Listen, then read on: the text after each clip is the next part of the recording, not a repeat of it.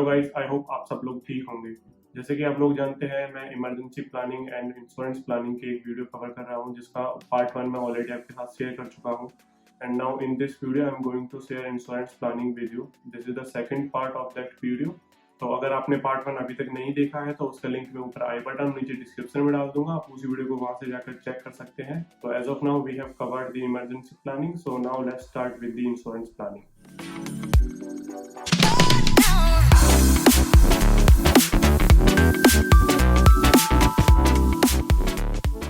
Insurance के बारे में इंडिया में काफ़ी सारे लोगों को प्रॉपर नॉलेज नहीं है। इंश्योरेंस प्लानिंग के नाम पर या तो वो फरवरी मार्च में कोई यूलिप या एंडोमेंट प्लान परचेस कर लेते हैं, जिसमें कि वो सोचते हैं कि उनका इन्वेस्टमेंट भी हो जाएगा एंड उनको इंश्योरेंस प्लान भी मिल जाएगा। या फिर वो कोई LIC परचेस कर लेते हैं तो उन्हें लगता है कि उन्होंने कोई सस्ता इंश्योरेंस प्लान परचेस कर लिया है। कुछ लोग ऐसे भी होते हैं जिन्होंने इंश्योरेंस कवर लिया होता है, बट जब उन्हें इंश्योरेंस की जरूरत पड़ती है तो वो इंश्योरेंस अमाउंट सफिशिएंट नहीं होता है। जैसे कि जब वो हॉस्पिटल में किसी ट्रीटमेंट के लिए जाते हैं तो उन्हें पता चलता है कि उन्हें कुछ अमाउंट इंश्योरेंस होते हुए भी अपनी जेब से पे करना पड़ेगा। जब कभी भी हम डॉक्टर के पास जाते हैं किसी वायरल फीवर या कोल्ड के ट्रीटमेंट के लिए, तो हम कॉस्ट के बारे में ज़्यादा नहीं सोचते हैं, बिकॉज हम ऑलरेडी उस डॉक्टर के पास जाते हैं जिस डॉक्टर की फीस हमारे स्पेंडिंग पावर को मैच करती है। जो मेडिसिन डॉक्टर हमें प्रोवाइड करता है वो भी हमारे मंथली बजट को इतना नहीं बिगाड़ता है। But when you have something more serious like surgery of liver infection, heart attack और नी रिप्लेसमेंट, तो इसका कॉस्ट काफ़ी सिग्निफिकेंट हो सकता है। इस कॉस्ट को पे करने का एक वे हो सकता है कि आप अपनी सेविंग्स को निकालें। आपने जो भी अपने सेविंग्स अकाउंट में डिपॉजिट किया हुआ है, आप उस अमाउंट को निकाल कर इस कॉस्ट को पे करें। या फिर एक दूसरा तरीका भी हो सकता है कि आप इस फीस को किसी और को ट्रांसफर कर दें फॉर ए स्मॉल फीस, तो आपको अपने इन्वेस्टमेंट को नहीं निकालना पड़ेगा।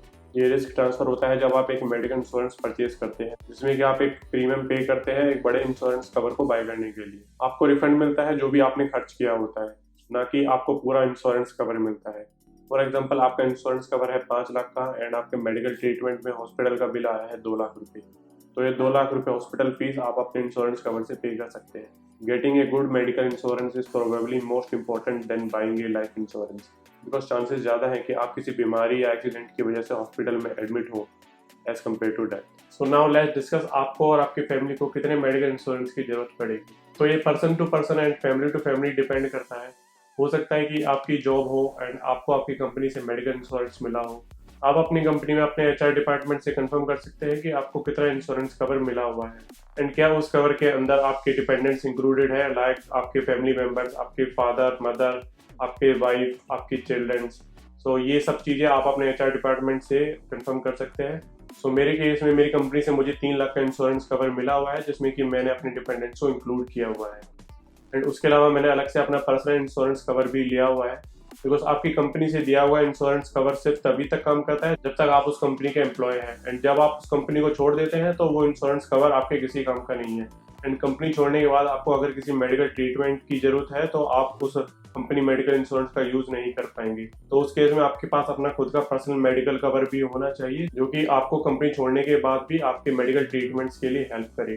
तो जैसा कि मैंने बताया कि मुझे कंपनी से 3 लाख का इंश्योरेंस कवर मिला हुआ है, उसके अलावा भी मैंने अलग से अपना पर्सनल 6 लाख का इंश्योरेंस कवर लिया हुआ है, जिसमें कि मेरे डिपेंडेंट्स इंक्लूडेड हैं। तो मैंने अपनी फैमिली में पर मेंबर के हिसाब से एटलीस्ट 3 लाख का कवर लिया हुआ है, जो कि मुझे किसी भी मेडिकल इमरजेंसी में हेल्प करेगा। मैं आपको ये नहीं बोल रहा हूँ कि आपको भी सिर्फ 3 लाख का कवर ही लेना है, ये आपकी एज लिमिट एंड आपकी हेल्थ कंडीशन पर भी डिपेंड कर सकता है।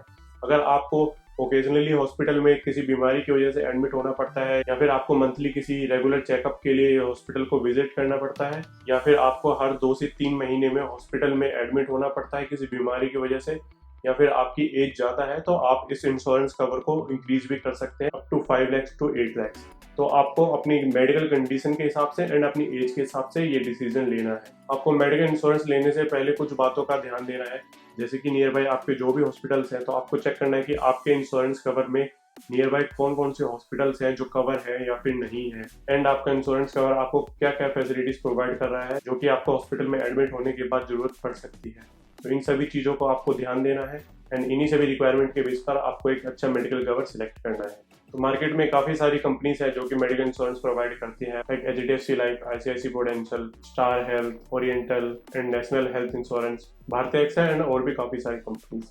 आपको अपनी रिक्वायरमेंट के अकॉर्डिंग सभी फीचर्स को चेक करना है, तभी आप एक अच्छा इंश्योरेंस कवर ढूंढ पाएंगे। अगर आप जानना चाहते हैं कि एक इंश्योरेंस पॉलिसी के अंदर कौन कौन से ऐसे जरूरी फीचर्स हैं जो कि आपको जरूर पता होने चाहिए पॉलिसी बाय करने से पहले, एंड आप कैसे अपने इंश्योरेंस एजेंट से या फिर ऑनलाइन इन फीचर्स को चेक कर सकते हैं, तो इसके लिए एक डिटेल्ड वीडियो मैं बहुत जल्दी आपके साथ शेयर करूंगा, जिसमें कि मैं आपके साथ शेयर करूंगा कि आपको कैसे एक इंश्योरेंस पॉलिसी बाय करनी है एंड वो कौन कौन से जरूरी फीचर हैं जो आपको पॉलिसी बाय करते हुए चेक करनी है।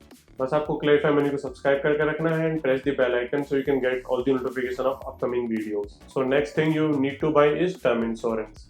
सो टर्म इंश्योरेंस को आप एक इन्वेस्टमेंट की तरह देख सकते हैं, जिसमें कि आप अपनी लाइफ के लिए एक इन्वेस्टमेंट करते हैं। इसका मतलब ये नहीं है कि अगर आप ये इंश्योरेंस बाय करते हैं तो आपको मेच्योरिटी के टाइम पर कुछ अमाउंट उल्टा मिलेगा। यहाँ पर इन्वेस्टमेंट का मतलब है कि आप अपनी लाइफ के लिए एक ऐसा इन्वेस्टमेंट कर रहे हैं कि कल अगर आपको कुछ हो जाए तो आपकी फैमिली को कोई फाइनेंशियल प्रेशर फेस नहीं करना पड़ेगा। टर्म इंश्योरेंस की आपको तभी जरूरत है जब आपको लगता है कि आपकी सैलरी के ऊपर कोई डिपेंड करता है। अगर आपके ऊपर कोई भी डिपेंडेंट नहीं है, आपकी शादी नहीं हुई है एंड अगर आपकी सैलरी बंद हो जाए तो घर में किसी को भी कोई फाइनेंशियल इशू नहीं होगा, तो आपको अभी कोई टर्म इंश्योरेंस लेने की जरूरत नहीं है। एंड अगर आपको लगता है कि आपकी फैमिली आपकी सैलरी पर डिपेंड है, लाइक आपके फादर और मदर आपकी सैलरी पर डिपेंड करते हैं, या फिर बहुत जल्दी आपकी शादी होने वाली है जिससे कि आपके ऊपर एक डिपेंडेंसी बढ़ जाएगी, तो आपको एक टर्म इंश्योरेंस प्लान करना चाहिए। एग्जांपल के लिए मान लेते हैं कि आपकी सैलरी 1 लाख पर मंथ है एंड आपने car loan and home loan लिया हुआ है एंड आपकी फैमिली आपकी सैलरी पर डिपेंड करती है और आपका मंथली खर्चा 50,000 के आसपास है। कल को अगर आपको कुछ हो जाता है तो ये होम लोन और कार लोन आपकी फैमिली को पे करना होगा। अगर वो ये अमाउंट पे नहीं करते हैं तो बैंक को पूरा राइट है कि वो आपकी प्रॉपर्टी को सीज कर सकते हैं या फिर नीलाम भी कर सकते हैं। एंड दूसरी तरफ आपके जाने के बाद सैलरी बंद होने की वजह से आपकी फैमिली में कोई अर्निंग मेंबर नहीं बचेगा, जिससे कि आपकी फैमिली घर खर्च भी नहीं चला पाएगी। एंड अगर आपने एक अच्छे अमाउंट का टर्म प्लान लिया हुआ है, आपकी फैमिली सारी लायबिलिटीज उस टर्म इंश्योरेंस के पैसे से पे कर सकती है एंड वो उस बचे हुए अमाउंट को एक बैंक में फिक्स डिपॉजिट में जमा करके एक मंथली इनकम भी जनरेट कर सकते हैं, जिससे कि उनको फ्यूचर में किसी फाइनेंशियल स्ट्रेस का सामना ना करना पड़े। तो आपको कितने टर्म इंश्योरेंस की जरूरत है? एक थंब रूल है कि आपको अपनी एनुअल सैलरी के 8 से 10 गुना के बराबर का टर्म इंश्योरेंस लेना चाहिए। यानी कि अगर आपकी सैलरी 1 लाख है तो आपको 1 करोड़ का टर्म प्लान इंश्योरेंस काफी रहेगा। एंड प्लस अगर आपकी कुछ लायबिलिटीज भी है, जैसे कि इस केस में car loan and home loan भी है, तो आपको वो अमाउंट भी अपने टर्म इंश्योरेंस कवर के साथ अटैच करना है। फॉर एग्जाम्पल कि आपने 10 लाख का कार लोन एंड 40 लाख का होम लोन लिया हुआ है, तो ये 50 लाख भी आपको अपने टर्म इंश्योरेंस कवर के साथ ऐड करना है। यानी कि आपको 1.5 करोड़ के इंश्योरेंस कवर की जरूरत है, जिससे कि आपके जाने के बाद लायबिलिटीज का सारा पैसा आपकी फैमिली आपके टर्म इंश्योरेंस कवर से पे कर सके। एंड जैसा कि मैंने बताया, बाकी का अमाउंट वो एक बैंक फिक्स डिपॉजिट के अंदर या फिर किसी डेट फंड के अंदर भी डालकर अपना एक मंथली इनकम जनरेट कर सकते हैं। मार्केट में एक और इंश्योरेंस प्लान काफी फेमस है जिसका नाम है unit link insurance policy and जिसे शॉर्ट फॉर्म में यूलिप भी बोलते हैं। आप में से काफी सारे लोगों ने यूलिप प्लान भी लिया हुआ होगा। ये एक इन्वेस्टमेंट प्लस इंश्योरेंस प्रोडक्ट है जो कि आपको इन्वेस्टमेंट की फैसिलिटी प्रोवाइड करता है, साथ ही साथ आपको एक इंश्योरेंस भी प्रोवाइड करता है। बट मैं आपको यूलिप प्लान लेने के लिए सजेस्ट नहीं करूंगा, बिकॉज इसमें इंश्योरेंस कवर काफी महंगा होता है। जब आप एक यूलिप प्लान लेते हैं तो आपके प्रीमियम का 20 to 30% आपके बैंक एजेंट के जेब में जाता है। एंड यूलिप प्लान आपको एक बहुत ही छोटा इंश्योरेंस कवर प्रोवाइड करता है एंड सेम इंश्योरेंस कवर आपको टर्म प्लान में काफी चीप रेट में मिल जाता है। एक यूलिप प्लान में आपको आपके प्रीमियम के 10 गुना अमाउंट के आसपास का इंश्योरेंस कवर मिलता है। फॉर एग्जाम्पल की अगर आप एनुअली एक यूलिप प्लान में 5 लाख रुपए इन्वेस्ट करते हैं तो आपको 50 लाख का इंश्योरेंस कवर मिलता है। एंड वहीं दूसरी तरफ अगर आप 50 लाख का टर्म इंश्योरेंस कवर बाय करते हैं, वहां आपका एनुअल प्रीमियम 5,000 से 6,000 के बीच में ही आता है एंड ये आपकी एज पर भी डिपेंड करता है। एंड वहीं यूलिप प्लान में अगर हम एक इन्वेस्टमेंट की बात करते हैं तो वहां पर भी आपको काफी बेकार रिटर्न देखने को मिलता है।